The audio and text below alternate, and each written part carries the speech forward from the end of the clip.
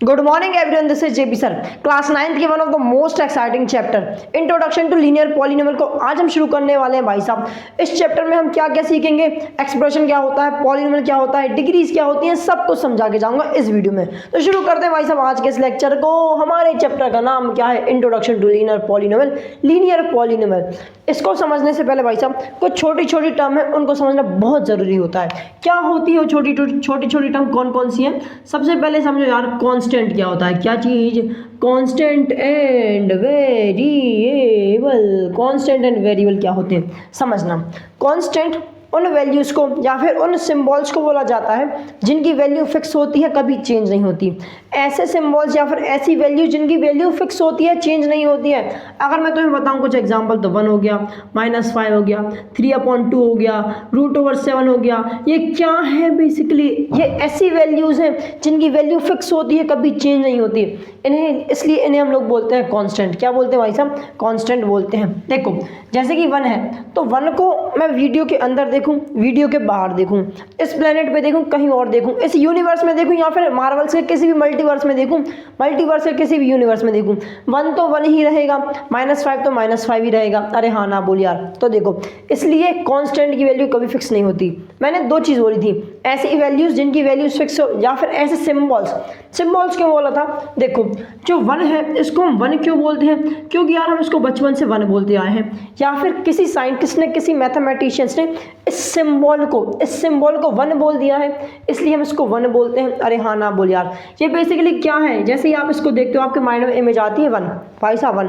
क्यों? क्योंकि बचपन से ये पढ़ते आ रहे हैं। किसी साइंटिस्ट ने इस सिंबल का नाम रख दिया था 1, इस सिंबल को वैल्यू दे दी थी 1, इसलिए हम इसको 1 बोल रहे हैं। क्या मेरी बात क्लियर है? इसलिए ऐसे सिंबल जिनकी वैल्यू फिक्स होती है, राइट डेफिनेशन क्या होगी? ऐसे सिंबल जिनकी वैल्यू फिक्स होती है उन्हें हम बोलते हैं कांस्टेंट। क्या चीज़ यार? कांस्टेंट। इसमें कोई दिक्कत वाली बात नहीं है। तो देखो कांस्टेंट समझ आ गया। वेरिएबल क्या होता है बताता हूँ। वेरिएबल उन वैल्यूज़ को बोला जाता है, जो चेंज होती रहती हैं, इनको हम किससे डिनोट करते हैं? इनको हम alphabetical letter X Y Z A B C D E F कुछ से भी हम डिनोट कर सकते हैं। वेरिएबल का मतलब क्या? ऐसी वैल्यूज़ जो, देखो जो वेरी है ना, वेरी का मतलब होता है टू चेंज। वेरी का मतलब ही क्या होता है? To change. तो वेरिएबल का मतलब क्या? ऐसी वैल्यूज जिनकी वैल्यू फिक्स नहीं होती, चेंज होती रहती हैं, उन्हें हम डिनोट करते हैं XYZ से। अगर एग्जांपल दूं तो जैसे मान लो फर्स्ट क्वेश्चन में x की वैल्यू 1 है, सेकंड क्वेश्चन में x की वैल्यू 10 और थर्ड क्वेश्चन में अगर x की वैल्यू 100 है, तो ज़रा समझना तीनों जगह x का ही यूज़ हो रहा है, लेकिन वैल्यू हर जगह चेंज है। तीनों क्वेश्चन में वैल्यू चेंज है। क्यों? क्योंकि भाई साहब ये वेरिएबल है जिसकी वैल्यू कभी फिक्स नहीं होती। क्या बात याद रहेगी? अब देखो अगर नहीं रहेगी ना याद, तो एक छोटी सी ट्रिक लाया। देखो जो हमारे कांस्टेंट होते हैं ना, वो होते हैं हमारी बीवी की तरह। किसकी तरह भाई साहब? बीवी की तरह। बीवी तो होगी ना तुम्हारी। अच्छा ओ सॉरी, तुम तो 9th क्लास में, अभी तुम्हारी कहाँ बीवी होगी? वैसे तो बीवी तो मेरी भी नहीं है, लेकिन ठीक है, पापा की बीवी तो होगी ना, मतलब तुम्हारी मम्मी तो होंगी। अरे ऑब्वियस सी बात होंगी, तभी तो तुम आए हो। तो देखो कांस्टेंट होता है आपके पापा की बीवी की तरह, या फिर मेरे पापा की बीवी की तरह। क्या पापा हर हफ्ते नई बीवी लाते हैं कि भाई साहब आज इस हफ्ते दूसरी बीवी से काम चला लेते हैं, अगले हफ्ते कोई और ले आएंगे, अगले साल कोई और ले आएंगे? नहीं ना। मम्मी तो कांस्टेंट है तुम्हारी। जो तुम्हारी बचपन से मम्मी थी आज तक वही मम्मी रही है। ये तो नहीं हर दिन चेंज हो रही हो, हर हफ्ते चेंज हो रही हो, नहीं हो ना। तो भाई साहब कांस्टेंट किसकी तरह होता है? बीवी की तरह होता है। किसकी तरह होता है? बीवी की तरह होता है। मेरे पापा भी बार बार चेंज नहीं करते, ठीक है, मतलब कोई नहीं करते यार, ऑब्वियस सी बात है। अब वेरिएबल को देखते हैं। वेरिएबल भाई साहब, अब वेरिएबल बीवी की तरह नहीं होता, वेरिएबल होता है क्रश की तरह। क्रश तो तुम्हारी होगी यार, चलो ठीक है ना, क्रश तो होगी ही होगी। क्या होता है क्रश के मामले में? आज तुम्हें इस लड़की पे क्रश है, अब ज़रूरी नहीं तुम इस पे रहे, इस पे भी हो सकता है, किसी और पे भी आ सकता है, या फिर क्रश चेंज हो सकता है, इस पे छोड़ के दूसरी लड़की पे आ गया, फिर दूसरी लड़की पे आ गया, फिर 1 साल बाद किसी और पे आ गया। होता है भाई साहब, मेरे साथ भी होता है। कभी नहीं मगी, क्या ही बोलूँ मैं, होता है कभी कभी, सबके साथ होता है यार। मैं भी एक इंसान हूँ, तुम भी एक इंसान हो। आगे बढ़ते हैं। तो भाई साहब वेरिएबल किसकी तरह होता है? क्रश की तरह, जो कि चेंज होता रहता है। अब थोड़ा स्टोरी में और आगे बढ़ते हैं भाई साहब। अगर एक दिन मान लो तुम्हारी शादी हो जाए अच्छी सी लड़की से, चाहे बुरी सी लड़की से, किसी से भी, तो तुम्हारी बीवी और तुम्हारी क्रश एक दिन कहीं आकर मिल गई। जैसे मान लो तुम्हारी बीवी का नाम था 3 मान रहे हैं। मान लो तुम्हारी बीवी का नाम था थी और तुम्हारी कोई क्रश थी, पहले कोई क्रश थी, उसका नाम है एक्स। जब ये दोनों आकर के मिले, कुछ बातचीत हो, गलती से मिल जाए और कुछ बातचीत हो, तुम्हारी बीवी को तुम्हारी असली सच्चाई पता चले कि भाई साहब जितनी अच्छी तुम्हारी ये इमेज है ना घर वालों के सामने, सबके सामने, इतने अच्छे तुम हो नहीं, तो फिर तुम्हारी इमेज तुम्हारी बीवी के सामने जब खुलेगी तब क्या पता चल, तब क्या होगा, तब तुम्हारी बीवी तुम्हारी लाइफ में कुछ टर्म्स एंड कंडीशंस रख देगी भाई साहब कि ये टर्म्स और कंडीशंस तुम मानोगे तब तो मैं तुम्हारे साथ रहूंगी, नहीं तो मैं मायके चली। अरे हाँ ना बोल यार। तो देखो, जब बीवी और जब क्रश, मतलब जब एक कांस्टेंट और एक वेरिएबल एक दूसरे से मल्टीप्लाई होते हैं, क्या होते हैं, मल्टीप्लाई होते हैं, तब तुम्हारी लाइफ में क्या आ गई, टर्म्स एंड कंडीशंस। क्या आ गई, टर्म्स एंड कंडीशंस। तो समझ रहा हो, जब एक कांस्टेंट और एक वेरिएबल मल्टीप्लाई होता है तब बनती है टर्म। क्या बनती है भाई साहब, टर्म बन जाती है। क्या बन जाती है, टर्म। इसमें कोई शक और संशय वाली बात नहीं है। अब टर्म जरूरी नहीं कि सिर्फ ऐसी हो, टर्म आपकी ऐसी भी हो सकती है, जैसे लिखा हो 5-5y², ये भी एक टर्म होती है। y में स्क्वायर लगा, इसका मतलब क्या, y इंटू वाई हो रहा होगा। बस इतना याद रखना, एक कांस्टेंट और एक वेरिएबल जब मल्टीप्लाई के थ्रू एक दूसरे से मिले, उस चीज को हम बोलते हैं टर्म। ठीक भाई साहब, 5y² एक टर्म है। क्या सिर्फ ऐसा y लिखा हो, ऐसा लिखा हो z, या फिर सिंपल लिखा हो एक बेसिकली x लिखा हो, क्या x अपने आप में एक टर्म होगी? हाँ होगी। क्यों होगी बताता हूँ। जैसे x लिखा है, x बेसिकली क्या होता है, 1 इंटू एक्स लिख सकता हूँ मैं इसको, x को मैं 1 इंटू एक्स लिख सकता हूँ। तो एक कांस्टेंट आ गया और एक वेरिएबल आ गया, मतलब सिर्फ अगर x लिखा है तो वो भी एक टर्म है, क्योंकि 1 उसके साथ मल्टीप्लाई में होता ही होता है। अगर सिर्फ ऐसा लिखा है 7 या फिर कुछ भी लिखा हो, क्या ये एक टर्म है? हाँ, ये एक भी टर्म होता है। क्यों?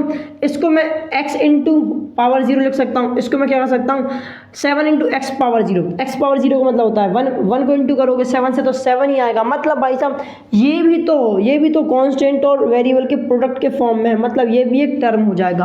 क्या हो जाएगा भाई साहब, टर्म हो जाएगा। अब देखो, अब थोड़े और आगे बढ़ते हैं। जब ऐसी बहुत सारी टर्म्स तुम्हारी लाइफ में, ऐसी टर्म्स एंड कंडीशंस तुम्हारी लाइफ में जुड़ती हैं और घटती हैं, 5x² - 7y + 2z - 3, ऐसी बहुत सारी टर्म्स एंड कंडीशंस तुम्हारी लाइफ में जुड़े घटे, तब तुम्हारे लाइफ की गाड़ी, तुम्हारी जर्नी चलती रहेगी, तुम्हारी ट्रेन चलती रहेगी, तुम्हारी एक्सप्रेस चलती रहेगी। तो देखो, जब ऐसी बहुत सारी टर्म्स जुड़ती हैं, घटती हैं, इसे हम बोलते हैं एक्सप्रेशन। क्या बोलते हैं भाई साहब, एक्सप्रेशन। क्या चीज़ यार, एक्सप्रेशन। याद रखना, ट्रेन, रेलगाड़ी को क्या बोलते हैं, एक्सप्रेस से निकला एक्सप्रेशन। क्या बात याद रहेगी? क्या ये चारों चीज़ याद रहेंगी, बीवी, क्रश, टर्म्स एंड एक्सप्रेशन? अरे हाँ ना बोल यार। ठीक है, अब आगे चलेंगे। अब समझते हैं कोफिशिएंट और पॉलिनोमियल क्या होता है, ज़रा ध्यान से देखना। पहले समझते हैं यार कोफिशिएंट क्या होता है, बताता हूँ। जैसे जो हमारे वेरिएबल होते हैं ना, जितने भी वेरिएबल होते हैं उनके बाजू में उनसे चिपक करके जो नंबर खड़े हुए होते हैं, इनसे चिपक के जो नंबर खड़े हुए होते हैं उनको ही हम बोलते हैं कोफिशिएंट्स। क्या बोलते हैं, कोफिशिएंट्स। अगर इस एक्सप्रेशन में आपसे कोई पूछे कि भाई साहब x² का कोफिशिएंट क्या है, तो भाई साहब x² के बाजू में खड़ा है 9, तो मतलब x² का कोफिशिएंट कितना है, 9। अगर कोई पूछे x का कोफिशिएंट क्या है, x का कोफिशिएंट होगा 3। क्या होगा, 3 नहीं, x का कोफिशिएंट 3 नहीं होगा, x का कोफिशिएंट होगा -3। ये जो कोफिशिएंट होते हैं वो साइन के साथ आते हैं, जो साइन होगा उसके साथ आएंगे। ठीक है, इसमें आपसे कोई पूछे कांस्टेंट टर्म कौन सी है, भाई साहब कांस्टेंट टर्म कौन सी है, या फिर कोई बोले कि x पावर 0 का कोफिशिएंट क्या है, तो तुम्हें दिख रहा होगा 4। जो 4 है कांस्टेंट नंबर खड़ा हुआ है, तो उसको हम कांस्टेंट ही बोलते हैं। और हमें ये भी पता है, इसको मैं मल्टीप्लाई में, मतलब इसको मैं क्या लिख सकता हूँ, 4 इंटू एक्स पावर 0, तो x पावर 0 का कोफिशिएंट क्या हो जाएगा, 4 हो जाएगा। क्या बात याद रहेगी? ठीक है, तो कांस्टेंट बोले या x पावर 0 का कोफिशिएंट बोले, एक ही बात होती है। अब जरा समझते हैं पॉलिनोमियल क्या होता है। पॉलिनोमियल ऐसे एक्सप्रेशन को बोला जाता है, समझ लेना, पॉलिनोमियल्स ऐसे एक्सप्रेशन को बोला जाता है जिनके वेरिएबल की पावर होल नंबर में होती है। जिनके वेरिएबल की पावर, सारे वेरिएबल की पावर होल नंबर में हो, तो उस एक्सप्रेशन को हम बोलते हैं उस एक्सप्रेशन को हम बोलते हैं पॉलिनोमियल। क्या बोलते हैं यार, पॉलिनोमियल बोलते हैं। तो ज़रा ध्यान से देखेंगे, ये जो मेरा पहला एक्सप्रेशन है इसको ज़रा समझना। इसमें x की पावर 2 है, यहाँ पे x की पावर कुछ नहीं लगी, मतलब क्या होगा, 1 होगा। 3 लिखा है, 3 को क्या मैं x पावर 0 लिख सकता हूँ, 3 इंटू एक्स पावर 0 लिख सकता हूँ, हाँ लिख सकता हूँ। अब तुम्हें होल नंबर के बारे में तो पता होगा ना। होल नंबर क्या होते हैं, ऐसे नंबर जो 0 से शुरू होते हैं और इनफाइनाइट तक जाते हैं। 0 से शुरू और इनफाइनाइट तक जाने वाले, उनका हम होल नंबर बोलते हैं। तो ज़रा देखो, x की पावर 2, x की पावर 1, x की पावर 0, ये तीनों की तीनों नंबर कैसे हैं, ये तीनों के तीनों नंबर होल नंबर है। मतलब ये एक्सप्रेशन, इस एक्सप्रेशन में जितने भी वेरिएबल थे उन सब की पावर होल नंबर है, मतलब ये एक्सप्रेशन एक पॉलिनोमियल होगा। क्या होगा भाई साहब, एक पॉलिनोमियल होगा। अब जरा सेकंड को देखते हैं। X root, okay root over x लिखा है। रूट ओवर एक्स का मतलब क्या होता है बताता हूँ। रूट का मतलब होता है पावर हाफ, पावर हाफ ध्यान से देखना। तो ये जो एक्स है, एक्स में क्या लगी होगी, पावर हाफ लगी होगी। और हमें पता है जो पावर हाफ होती है वो होल नंबर नहीं होता है। हाफ क्या कभी होल नंबर में आता है, नहीं आता। मतलब ये वाला जो एक्सप्रेशन है, ये वाला जो एक्सप्रेशन है वो भाई सब सिर्फ एक्सप्रेशन रहेगा, पॉलीनोमियल नहीं होगा। अब तुम बोलोगे सर चलो इसको छोड़ देते, इस ये वाले वेरिएबल की पावर तो 2 है मतलब होल नंबर है, इस वाले वेरिएबल की पावर 1 है मतलब होल नंबर है, तो इनसे काम नहीं चलेगा, नहीं चलेगा। सारे के सारे वेरिएबल होल नंबर में होना चाहिए, मतलब सारे के सारे वेरिएबल की पावर होल नंबर में होना चाहिए, तभी हम उसको पॉलीनोमियल कंसीडर करेंगे। अब जरा इसको देखते हैं, सर 4 में रूट लगा, ये भी नहीं होगा। अरे ये होगा, क्यों? क्योंकि भाई साहब मैंने बोला था जो हमारे वेरिएबल होंगे, जो हमारे वेरिएबल होंगे उनकी पावर होल नंबर में होना चाहिए। कांस्टेंट तो कुछ भी हो चलेगा। तो भाई साहब ये वाला भी पॉलीनोमियल कंसीडर करा जाएगा, ये वाला भी पॉलीनोमियल कंसीडर करा जाएगा। इसमें एक जगह x यूज़ किया जा रहा है, इसमें एक जगह y यूज़ किया जा रहा है, उससे फ़र्क नहीं पड़ता, पावर तो होल नंबर में है ना। अगर पावर होल नंबर में तो ये भी एक पॉलीनोमियल होगा, ठीक है। अगला देखते हैं 1/x+7। इसकी जो पावर है वो तुम्हें होल नंबर में दिख रही होगी, लेकिन ये भी होल नंबर में नहीं है। क्यों है बताता हूँ। हम कभी भी अगर वेरिएबल की पावर या किसी की भी पावर देखते हैं, हमें वो न्यूमरेटर में होना चाहिए, हमें वो न्यूमरेटर में होना चाहिए। तो अगर तुम x को न्यूमरेटर में लागे तो x इन्वर्स हो जाता है। जब भी कोई भी चीज़ डिनोमिनेटर से ऊपर आती ना तो उसको हम पावर माइनस कर देते हैं, उसकी पावर क्या कर देते हैं, माइनस कर देते हैं। तो ये एक्सप्रेशन कैसे बन जाएगा, -1+7। तो ज़रा देखो -1 होल नंबर होता है, नहीं होता। और अगर होल नंबर नहीं होता ये भी एक्सप्रेशन नहीं होगा। क्या होगा, ये भी एक्सप्रेशन तो होगा लेकिन ये भी पॉलीनोमियल नहीं होगा। क्या बात क्लियर है? फटाफट से स्क्रीनशॉट ले लो फिर। अब समझते हैं पॉलीनोमियल को किन किन बेसिस पे कैटेगराइज किया गया है। 3 बेसिस पे कैटेगराइज किया गया है, लेकिन हमारे लिए सिर्फ 2 ही काम आने वाली और हम 2 ही पढ़ेंगे, ठीक है। थर्ड भी बता दूंगा लास्ट में शॉर्ट में, लेकिन वो ज़्यादा काम नहीं आती। तो ध्यान से देखना किन किन बेसिस पे किया गया है, 2 तरीके से। On the basis of number of terms, on the basis of degree. ये डिग्री क्या होता है बताऊंगा, चिंता मत करो। पहले समझते हैं on the basis of number of terms पे किस तरीके से इनको कैटेगराइज किया गया है। तो देखो पहली कैटेगरी होती है मोनोमियल की। किसकी भाई साहब, मोनोमियल की। मोनोमियल क्या होता है, ऐसे पॉलीनोमियल्स जिनमें सिर्फ एक टर्म होती है उसे हम बोलते हैं मोनोमियल। जैसे सिर्फ 3x लिखा रहा है, इसमें एक टर्म है तो इसे हम बोलेंगे मोनोमियल। क्या बात क्लियर है, ठीक है। मोनो का मतलब होता है 1। अब देखो भाई साहब सेकंड होता है बाइनोमियल। वैसे शायद तुम ये सब कुछ 8th क्लास में भी पढ़ के आए हो, फिर भी बता दिया जा रहा था, फिर भी बता दे रहा हूँ आप लोगों को। बाइनोमियल किसे कहा जाता है, ऐसे पॉलीनोमियल्स जिसमें 2 टर्म्स यूज़ की जाएं, जिसमें 2 टर्म्स हो उसे हम बोलते हैं बाइनोमियल। बाइनो का मतलब ये होता है 2। थर्ड होता है ट्राइनोमियल। ट्राइनोमियल नाम से ही समझ आ गया होगा, ऐसे पॉलीनोमियल जिसमें 3 टर्म्स का यूज़ हो उसे हम बोलेंगे ट्राइनोमियल। ट्राई को मतलब होता है, ट्राई का मतलब होता है भाई साहब 3। क्या बात क्लियर है, क्या मेरी बात क्लियर है, ठीक है। हमें ये 3 ही काम आएंगे तो 3 ही याद रखना। इसके अलावा भी होते हैं बाइनोमियल, ट्राइनोमियल के क्वाड्रिनोट्रोमियल भी होता है। 5 वाले के कुछ ना कुछ नाम होता होगा, 6 वाले का भी होता होगा, लेकिन वो ज़्यादा काम नहीं आते। ये 3 काम आते हैं तो 3 लिख दिए, ठीक है। अब समझते हैं on the base of degree से कैसे इनको कैटेगराइज किया गया है। लेकिन हम बता तो देंगे, हम कैटेगराइज तो कर देंगे, लेकिन सर जी ये तो बताओ ये डिग्री क्या है। तो डिग्री मैं बताने आया हूँ ना, चिंता मत करो। अगर मेरे पास एक पॉलीनोमियल हो 5x² - 7x + 9, एक पॉलीनोमियल है, ठीक है भाई साहब, एक पॉलीनोमियल है।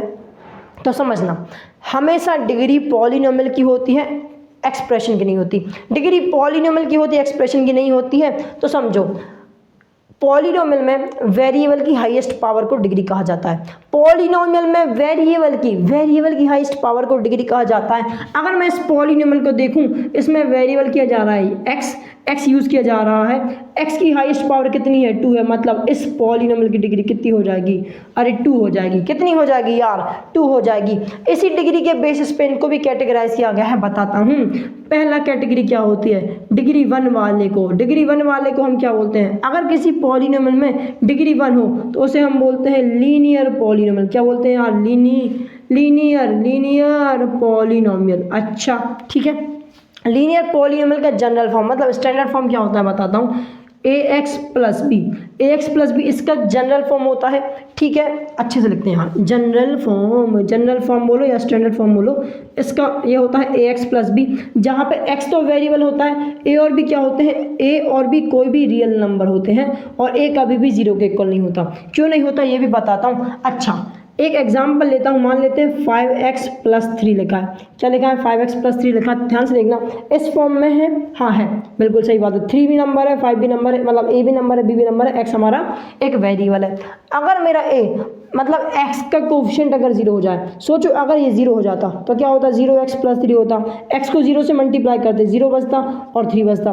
3 प्लस 0 कितना हो जाता भाई साहब? 3 हो जाता। तो ये हमारा x वाले टर्म्स को गायब भी कर देता। अगर 0 हो जाए मेरा x तो x वाली टर्म गायब हो जाएगी। अगर x वाली टर्म गायब हो जाएगी तो लीनियर पॉलिनोमियल बचेगा ही नहीं। अरे हाँ ना बोल यार। इसीलिए जो a होता है वो किसी भी पॉलिनोमियल में हमेशा a 0 नहीं हो सकता है। क्या बात क्लियर है? क्या मेरी बात क्लियर है? ठीक है। सेकंड कैटेगरी आती है डिग्री 2 वाली। डिग्री 2 वाली को हम बोलते हैं क्वाड्रेटिक पॉलिनोमियल।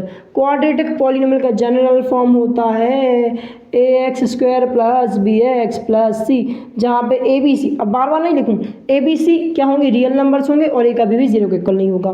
थर्ड क्या होता है? डिग्री 3 वाला। डिग्री 3 को हम क्या बोलेंगे?